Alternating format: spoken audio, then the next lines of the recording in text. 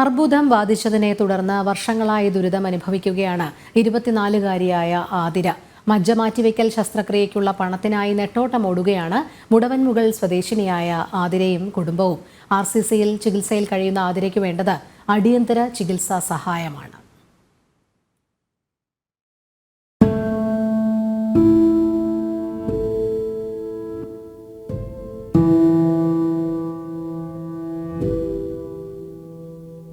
ഏഴ് വർഷം മുൻപാണ് ക്യാൻസർ രോഗം ആതിരയെ കീഴടക്കിയത്. ശരീരം മുഴുവൻ മുഴകളായിരുന്നു.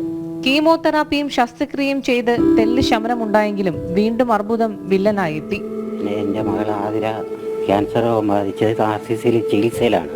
ഇപ്പോൾ തുടർന്ന് ചികിത്സ നടന്നവരെയാണ്. ഇപ്പം ഡോക്ടർ പറയുന്നത് മജ്ജ മാറ്റി വെക്കണമെന്നാണ് പറയുന്നത്. അതിന് വേണ്ടി വരുന്ന 20 ലക്ഷത്തോളം രൂപയോളം ചിലവ് വരും. അത് കണ്ടെത്താൻ ഞങ്ങളെ കൊണ്ട് അതൊരു നിർവാഹവുമില്ല.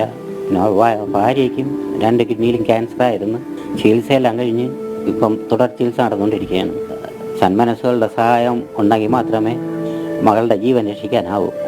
ഇനി മജ്ജ മാറ്റിവെക്കൽ ശസ്ത്രക്രിയ മാത്രമാണ് പോംവഴിയെന്നാണ് ഡോക്ടർമാർ പറയുന്നത്. ഓട്ടോ ഡ്രൈവറായ സനിൽകുമാറിന്റെ വരുമാനം മാത്രമാണ് കുടുംബത്തിന്റെ ആശ്രയം. +2 ശേഷം രോഗം ബാധിച്ചതിനാൽ തുടർ പഠനം നടത്താൻ ആതിരയ്ക്കായിട്ടില്ല.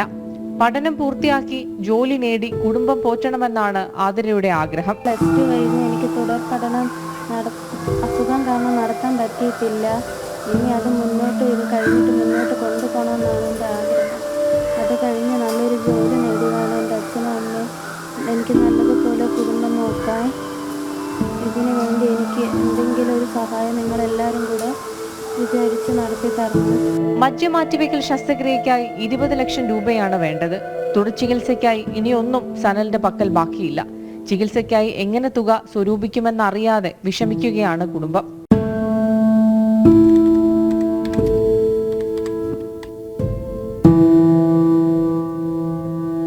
ജനം, തിരുവനന്തപുരം.